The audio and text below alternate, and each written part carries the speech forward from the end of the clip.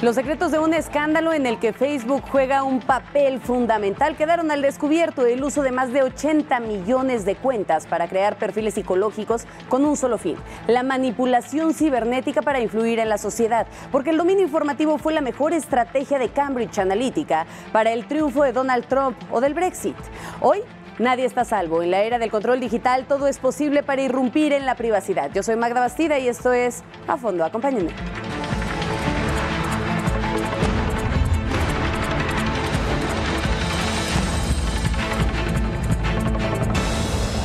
A Fondo con Magda Bastida. A mediados de marzo del 2018 estalló un escándalo por la recolección de datos personales de millones de usuarios que involucró a Facebook y a la compañía de datos Cambridge Analytica. ¿Ese será el fin de la privacidad? Una de las grandes preguntas que ponemos sobre la mesa esta noche en A Fondo. Saludo con muchísimo gusto a nuestros invitados de hoy. A Francisco Serrano, muchísimas gracias, Paco, por acompañarnos. También a Jorge Aljobín, al maestro Jorge Aljobín, bienvenido. Jorge, ¿cómo estás? Muy bien, gracias por la invitación. Y por supuesto a Fernando Gutiérrez, también muchísimas gracias, Fernando, por acompañarnos. Encantado de estar aquí. El día de hoy. Vamos a platicar de este escándalo de Cambridge Analytica, de Facebook, y ya ponía yo la pregunta sobre la mesa, y es el fin de la privacidad. O realmente nunca la hemos tenido, ¿no? Pues yo creo más bien eso, que no hemos tenido ya lo que conocíamos como privacidad. Se reconfigura el concepto desde que permitimos que entraran pues los medios, sobre todo ahora los medios digitales. Compartimos información y no sabemos qué pasa con esos datos. Tal fue, digamos, la repercusión que tuvo que desarrollarse una ley en esta materia, ¿no? La ley de protección de datos personales en posición pues, de particulares, para pues, que hubiera un marco en el cual se pudiera desarrollar pues, esta actividad de estar pescando información de distintas personas. Sin embargo, pues hoy creo que todas estas acciones han ido más allá de la ley, y aparecen pues, estos escándalos que a algunos sorprenden, pues a otros no. Quizá a los que no sorprenden son a los que son más celosos de su información y tienen un poco más de cuidado al estar compartiendo datos. Así es. Pues mira, hay una cita genial ahí de Remo Bodello, un famoso filósofo italiano, que dice que en el momento en el que nosotros metemos una computadora, un smartphone o una televisión a nuestro hogar, la privacidad se acabó.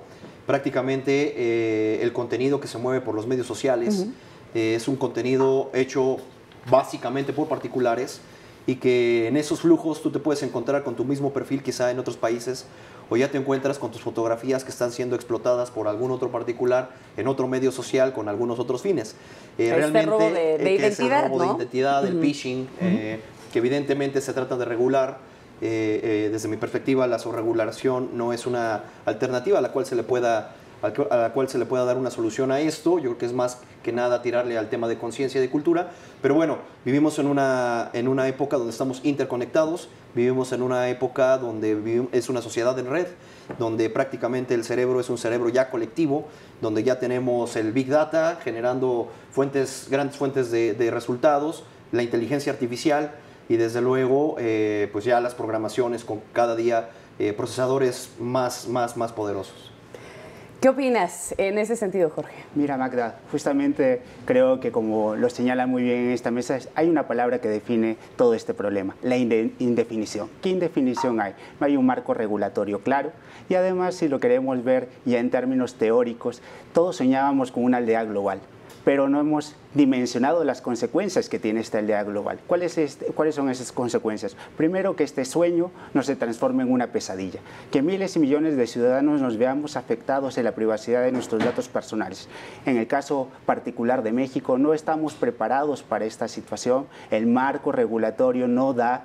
Justamente solamente tenemos cuestiones de derechos ARCO, de acceso, de rectificación, oposición y cancelación de datos personales, pero no lo hemos visto de cara a la posibilidad de interacción con Facebook, Twitter y las principales gigantes de las redes sociales. O sea, ¿tú crees que se ha demeritado tal cual el papel de las redes sociales en este sentido?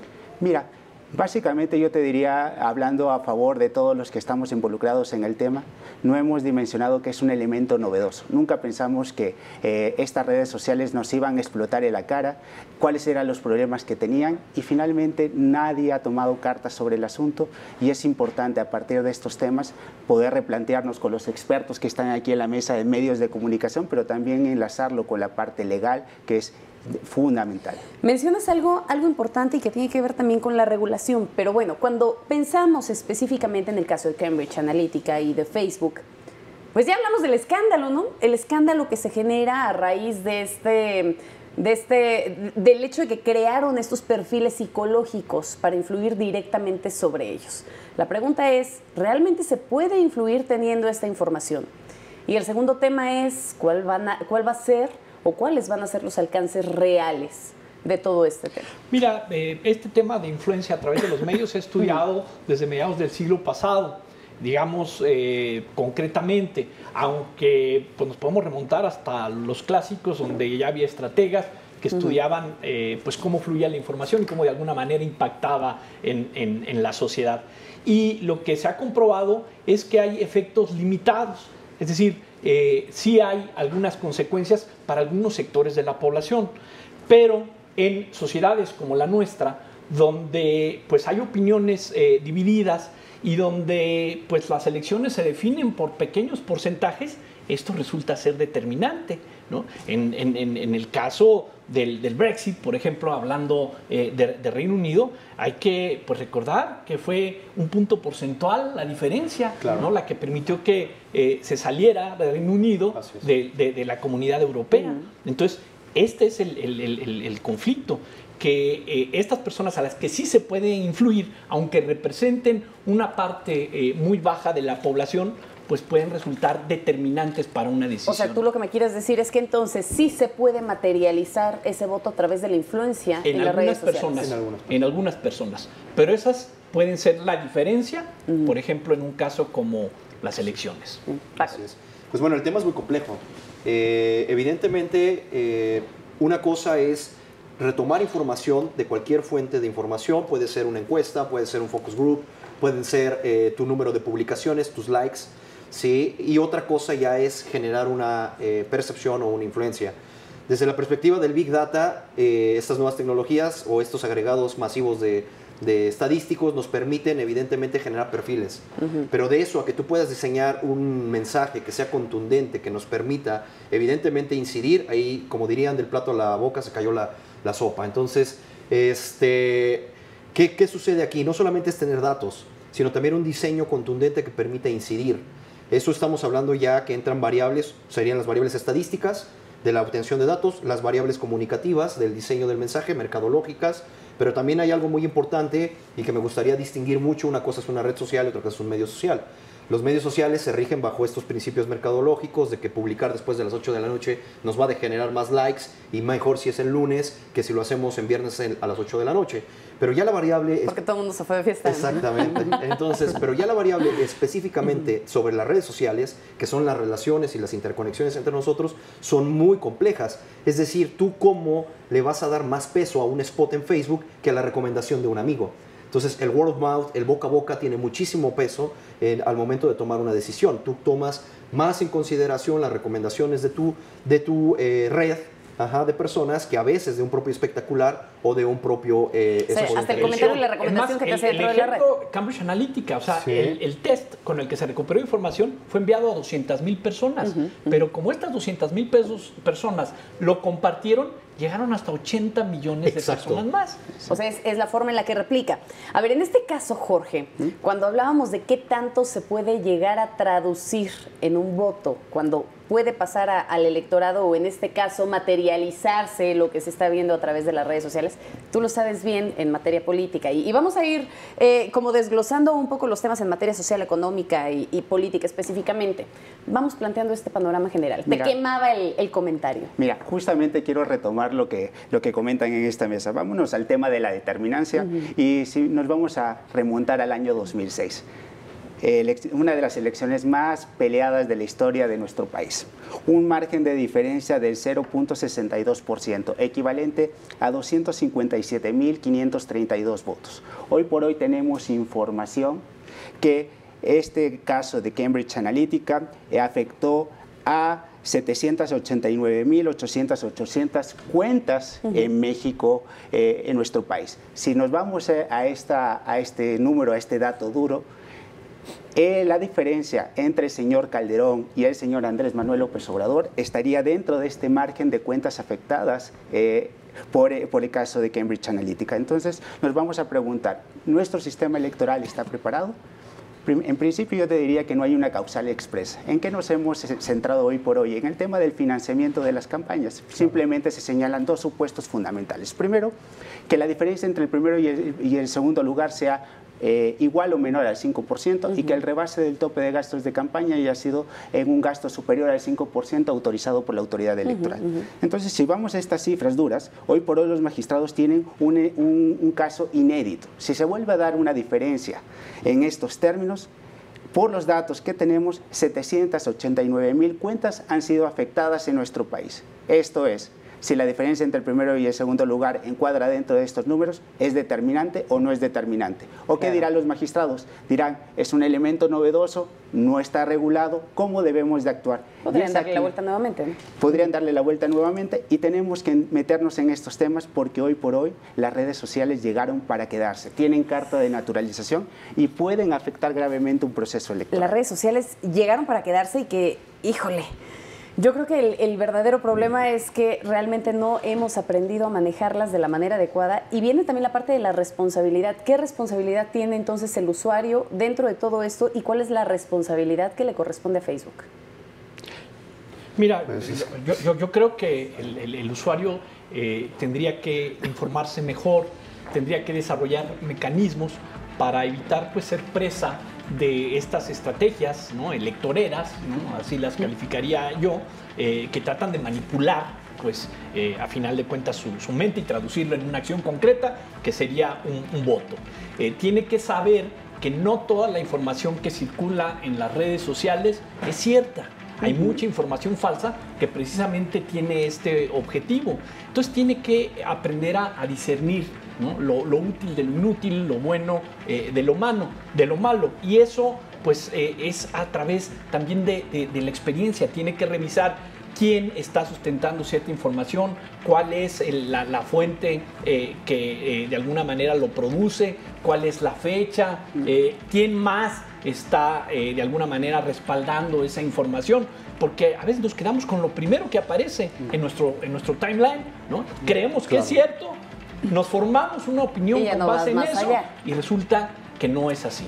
Pues. La pregunta, vamos a hacer una pausa, Paco, y voy a interrumpir en este momento. La pregunta es, ¿de quién es responsabilidad entonces? ¿Del usuario de Facebook en este sentido, independientemente del uso que pudo haber dado o no Cambridge Analytica? Y además las declaraciones de la semana pasada de Zuckerberg, en donde él decía que pues quizá ya es necesario el regular las redes sociales. Con eso volvemos.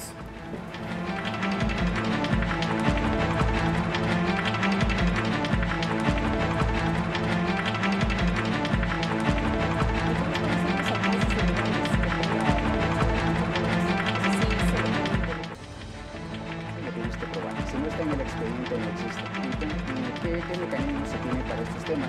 Simplemente platicarlo. Nadie va a firmar un contrato en social que son estos términos. Una de las grandes preguntas que quedan en torno al caso de Cambridge Analytica es si pues, utilizar los datos de los usuarios de Facebook entonces para obtener ganancias es un modelo comercial. ¿Le ha tocado en algún momento que le llegue información a través de Facebook que ya le aparece por default y que incluso viene el título? ¿Ves? Es publicidad. En el caso de los políticos también ya nos hemos encontrado incluso con este modelo en donde ya el político también se promociona directamente a través de las páginas de Facebook y eso ya está permitido ante el Instituto Nacional Electoral. Vámonos primero, ¿de quién es responsabilidad entonces? ¿Del usuario o de Facebook? Y ya estamos siendo objetos de este modelo comercial. ¿Lo es en realidad? Yo creo que aquí, únicamente para subrayar algo que decía Fernando, tienes toda la razón. El usuario tiene finalmente toda la responsabilidad en el uso de los medios. Si tenemos una cultura política prácticamente parroquial, pues evidentemente lo que va a vender es La Rosa de Guadalupe, y así tengas un super programa que evidencie algunos problemas sociales, lo que va a vender más son los tacos. Entonces, y lo mismo va a suceder en Facebook. Entonces, si la cultura política, el nivel de educación de las personas, de las y los ciudadanos, está por debajo de un uso responsable de los propios medios, evidentemente lo que vamos a estar viendo en Facebook, en Twitter, son, y te voy a poner un ejemplo muy cercano, nos acaba de llamar el CONALEP, colegio, para que podamos ayudarles a resarcir sus negativos en las redes sociales.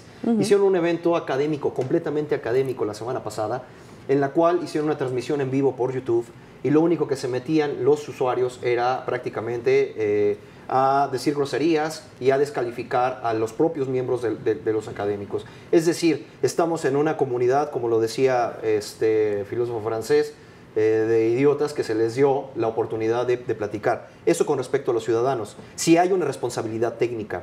Es decir, Facebook y algo que han venido resarciendo son las famosísimas burbujas de información. Es decir, estadísticamente, si a ti te interesan la banda alterada, los narcocorridos, las trocas, el whisky, el bucanas, lo que va a hacer Facebook es, de todo el bagaje de información que existe en la red, te va a estar mostrando lo que a ti te interesa. O cosas, esto es lo más mágico, que no conoces, pero que de acuerdo a tu interacción estadística te pueden llegar a gustar, es decir, probabilidad. Entonces, ahí sí hay una responsabilidad de que Facebook y también Google también lo han manifestado así, que han fortalecido las burbujas de información. ¿Y se puede romper esta burbuja informativa? Claro, siempre y cuando tú tengas una pluralidad. Es decir, así como vas a ver Megacanal, pues también a lo mejor le puedas like al Universal y a lo mejor a Proceso, y ya el usuario puede tener, de hecho, ahora debido a este escándalo y debido a la injerencia que tuvo Facebook en las campañas de Donald Trump, lo que están haciendo es, después del video positivo, ya por los mismos algoritmos, los reconfiguraron, te muestran el video negativo. Es decir, para que tú puedas tener cierta diversificación y pluralidad en la información. Pero esa responsabilidad, ahora sí, como dirían, ya muerto, ya ahogado el niño, pues tapamos el pozo, ¿no? Entonces, sí tenemos que fortalecer, ya lo están tomando, que es romper con las burbujas de información para que no veas exclusivamente lo que a ti te interesa. Bueno, pero ahí también yo creo que a lo mejor nunca pensaron en los alcances que podría haber tenido, ni siquiera en este caso Zuckerberg, ¿no? Al momento de crearlo nunca pensó o se imaginó cuáles podrían llegar a ser los alcances de su red social. Sí, justamente regreso a la pregunta, ¿de quién es la responsabilidad? Justamente como lo han señalado aquí, solamente tenemos políticas reactivas, no proactivas. Y este es el tema donde nos hemos enfrascado. Y básicamente, ¿cuáles han sido los alcances en México? El alcance en México ha sido básicamente firmar un acuerdo entre INE y Facebook, INE, Google.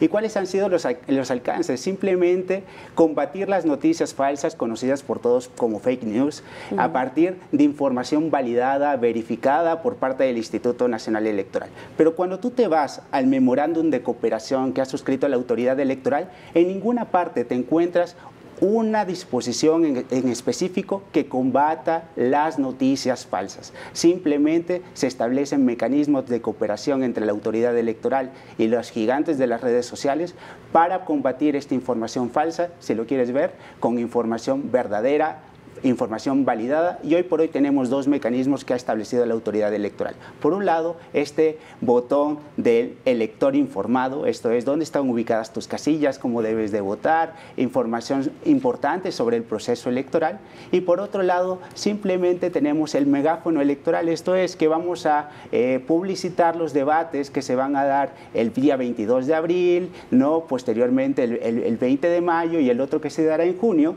donde simplemente te dirán, aquí están tus candidatos, te promociono el voto, pero hasta ahí llegan los alcances. Bueno, pero en realidad en ese sentido sí hay que mencionar que también han surgido algunas iniciativas de carácter social, como Verificado 2018, así es. Que se encarga justamente de combatir estas fake news y que no es un tema político, es un tema total y absolutamente ciudadano.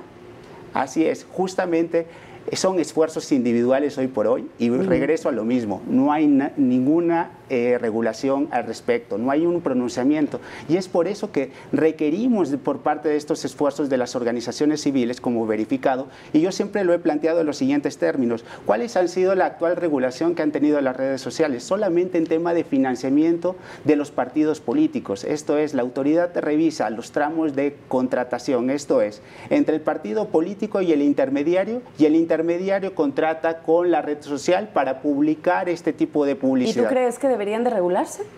Hoy por hoy se tiene que respetar la libertad de expresión, pero en la parte donde sí se puede tener la cooperación de estas organizaciones civiles es la posibilidad de contar con su información y que el INE se pueda respaldar a partir de esta información para que los ciudadanos se encuentren involucrados. Esto es... ¿En qué sentido contar con su información? Porque como que me queda a la deriva el concepto. Te lo voy a comentar en los siguientes términos. Imaginémonos que Verificado hace un monitoreo de los medios de comunicación social.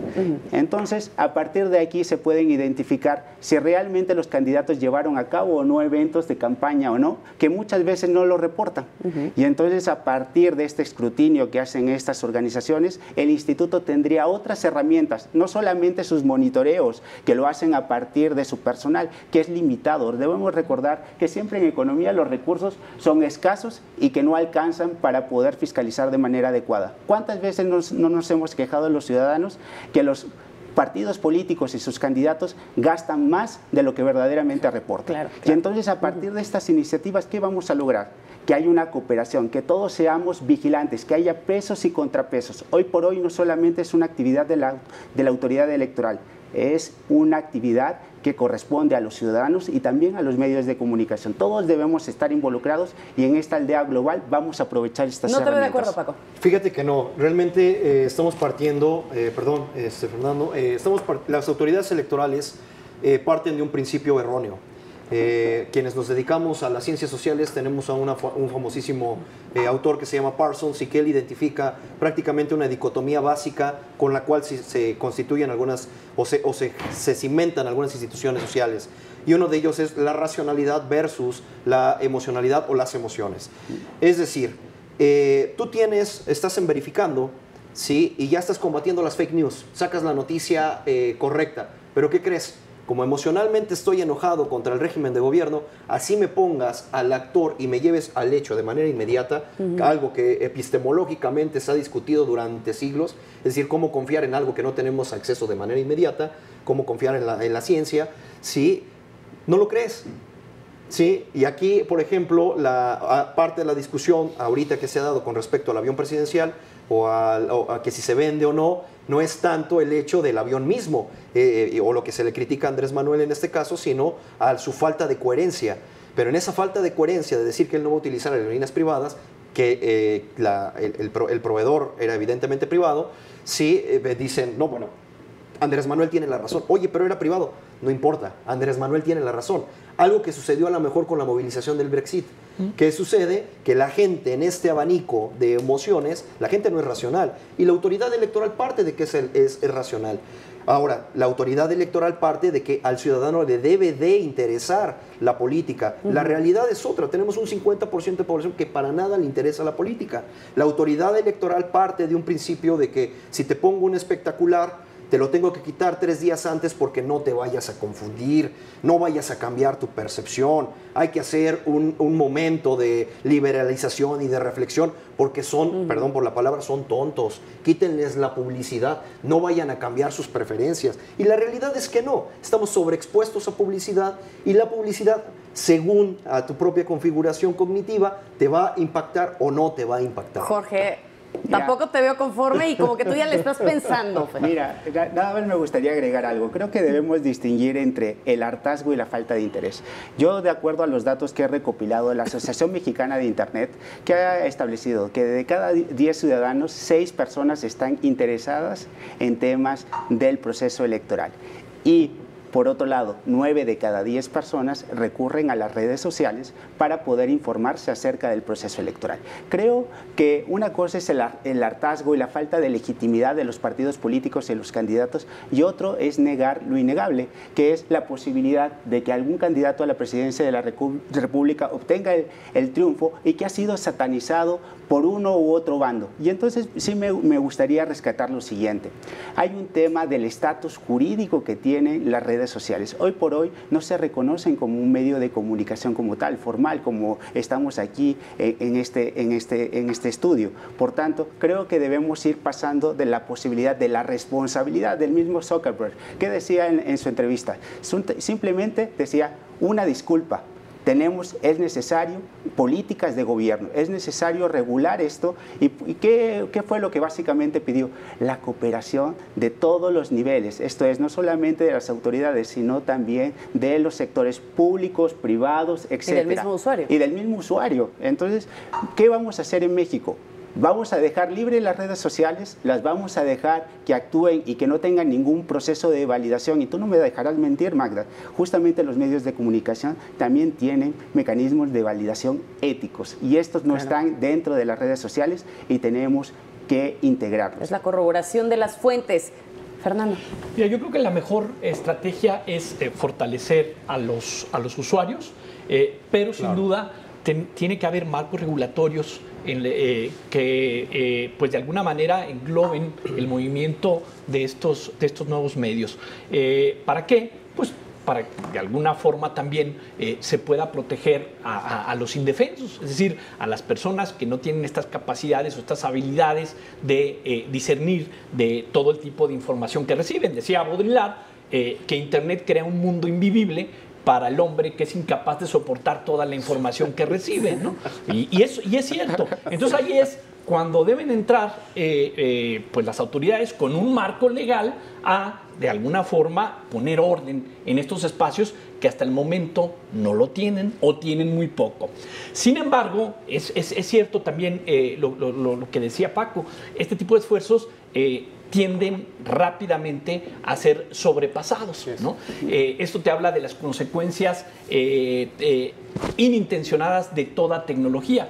Yo pongo una ley para tratar de regular algún tipo de actividad e inmediatamente aparece una nueva actividad, una nueva plataforma, una nueva forma de hacer las cosas. Se va rezagando. Exactamente, y es el cuento de nunca acabar. Por eso, insisto, la estrategia de fortalecer al usuario es mejor. El usuario debe entender que cada tecnología trae costos y beneficios. No todos son beneficios. A veces nos perdemos con la idea de los costos. ¿Qué puedo estar perdiendo? Bueno, ya dijimos aquí, estamos perdiendo privacidad. Hoy todas estas empresas saben muchas cosas de nosotros que más ni nosotros mismos sabemos. La gran pregunta es si entonces podría existir alguna red social que te garantice privacidad. No, yo creo que en estos tiempos es muy difícil. Y va a haber siempre beneficiados y perjudicados, ¿no? Y a veces los que creemos que somos beneficiados con estas tecnologías resultamos ser los perjudicados. Vamos, Fer, a hacer una pausa con todo esto porque realmente el riesgo de que todo este sistema esté en México es altísimo. Ya mencionabas hace un momento, Jorge, la gran cantidad de personas que pudieron haber sido también, llamémosles víctimas, de este uso indebido de los datos a través de las redes sociales. Con eso volvemos, hay mucho más aquí en A Fondo.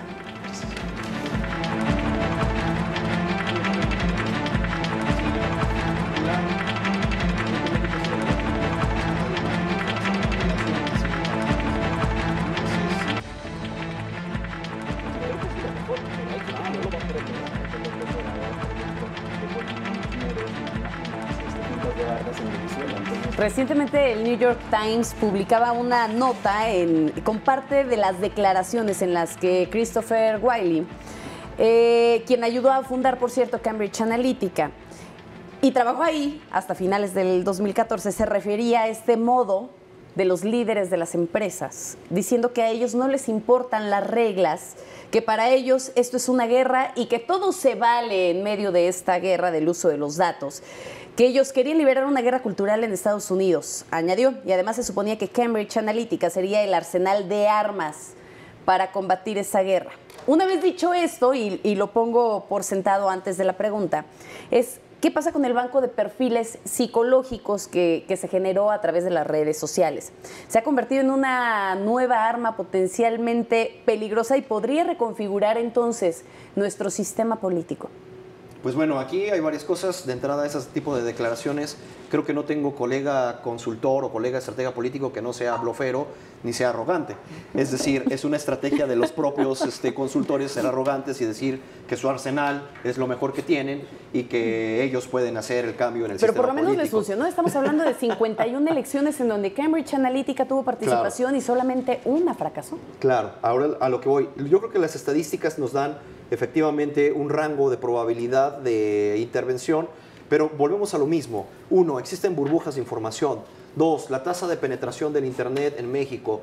3, hay algo que cognitivamente, esa es otra variable que no habíamos puesto sobre la mesa y que las muchas autoridades electorales ignoran, que es la variable cognitiva. Es decir, una campaña electoral prácticamente es un proceso de enseñanza y aprendizaje, de enseñar un conjunto de propuestas y que las y los electores digan, yo las aprendo, yo elijo por él. La situación es diferente, ese es el modelo racional, ese es el modelo perfecto. La gente vota de manera pasional y dentro de esta configuración cognitiva hay un neuropsicólogo top en el mundo que se llama Antonio Damasio, que tiene una frase genial que dice, existo y luego pienso.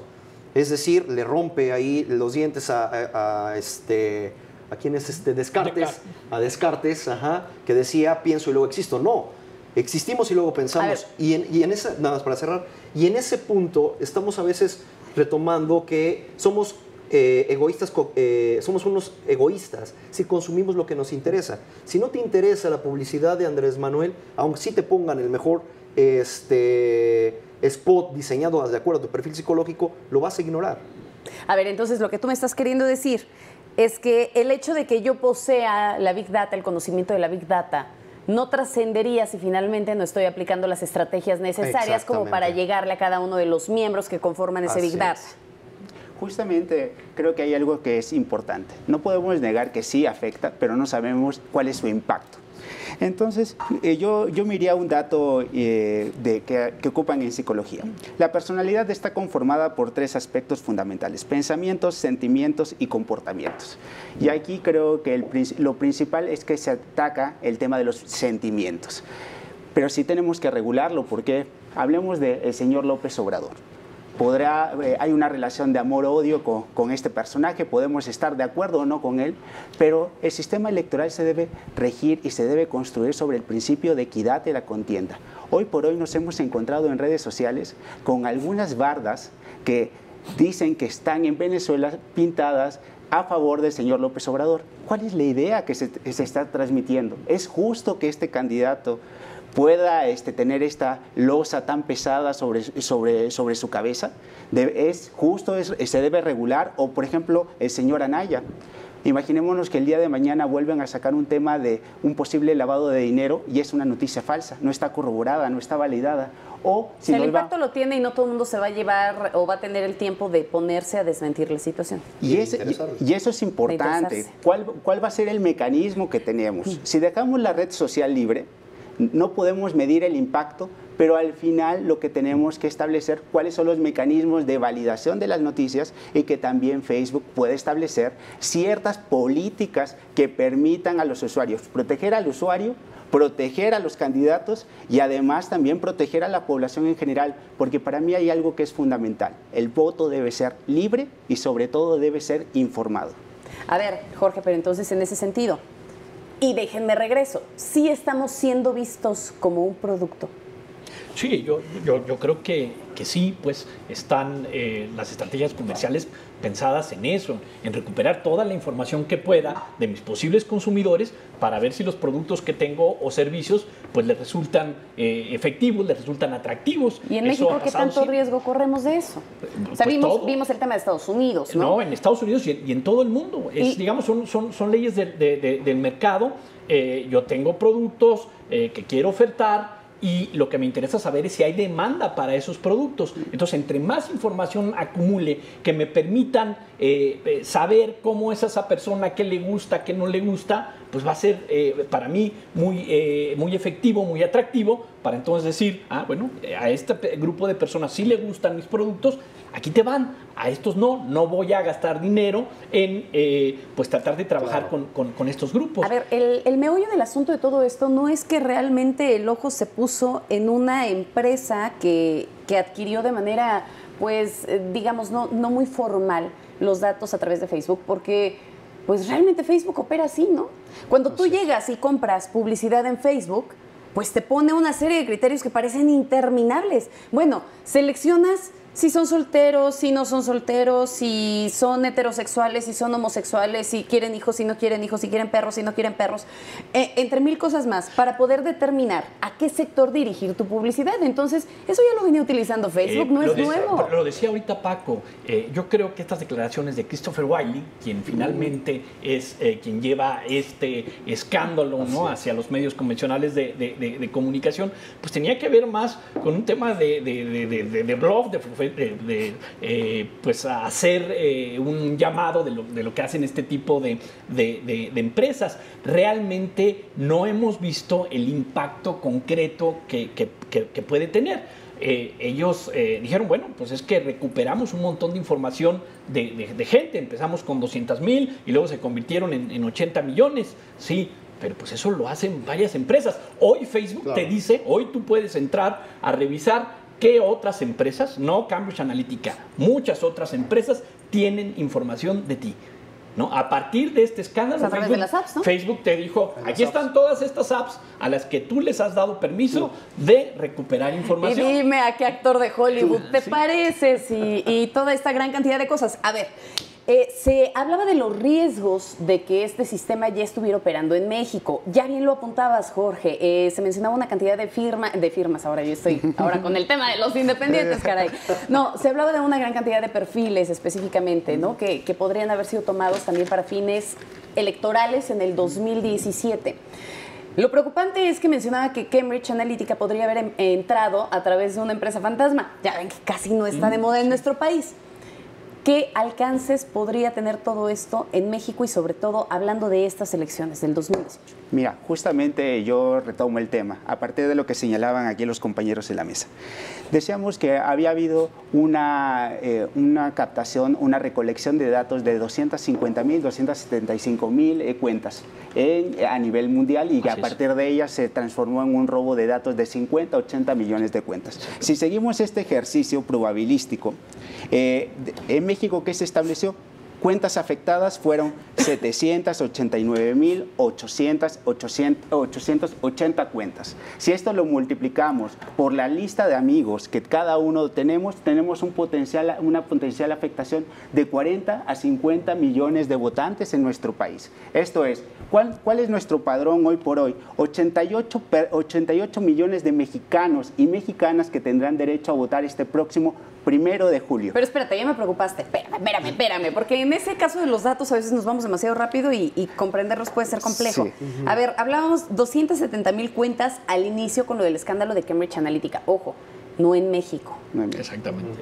Eso se tradujo a 80 millones de personas.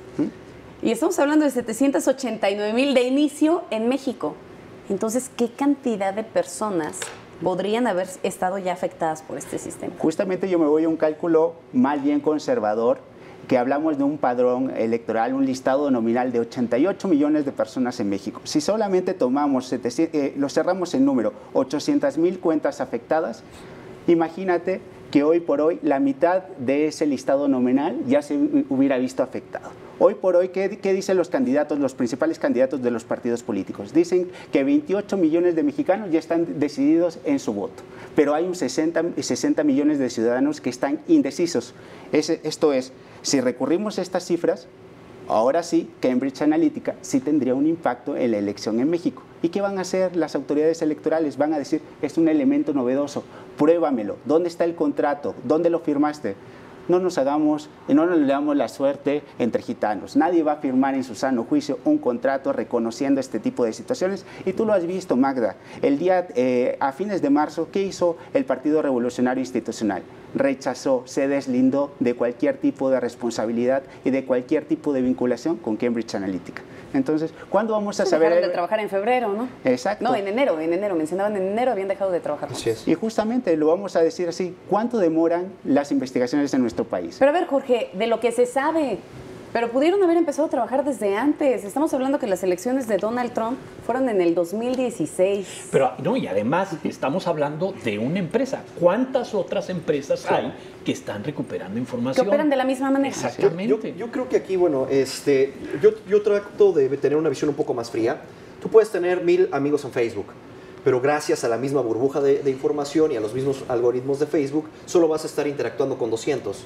¿Sí? De esos 200, quizá tu rasgo de influencia directa, aquí hay un Nicholas Christakis y James Fowler, uno de UCSD y el otro está en Yale, me parece, han hecho un nivel de influencia de 3 grados de separación.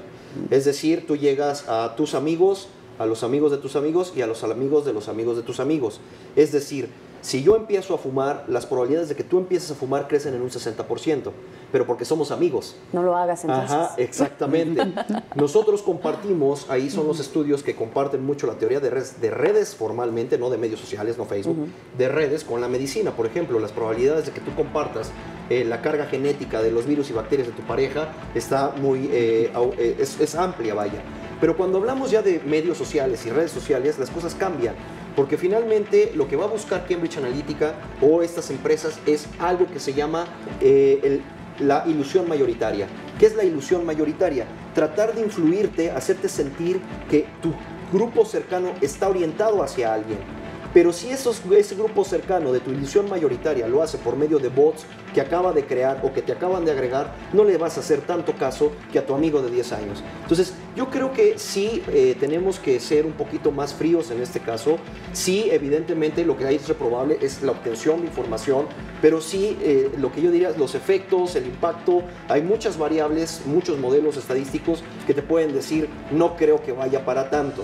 Sí, yo creo que el ojo aquí y la estrategia central va a ser que los indecisos se queden quietos, porque el voto del PRI gana con eso, es decir, con el voto duro, o que los indecisos se queden quietos, o tratar de ponerlos a quien le pague, a su cliente, vaya. Y 2, que los que ya están más radicalizados, que se queden ahí.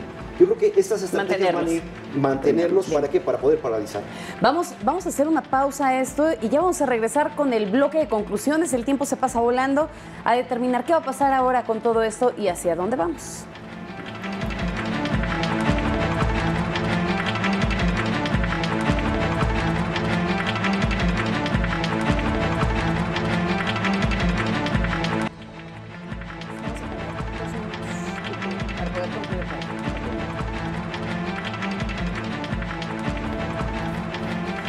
La relación que puede tener el caso de Cambridge Analytica y de Facebook ahora, la incidencia con las elecciones del 2018, la manipulación a través de los perfiles psicológicos para influenciar a la gente en temas económicos, en temas sociales y, por supuesto, lo retomo, en temas políticos. Entramos a nuestro bloque de conclusiones. Tenemos 2 minutos para que cada quien pueda concluir.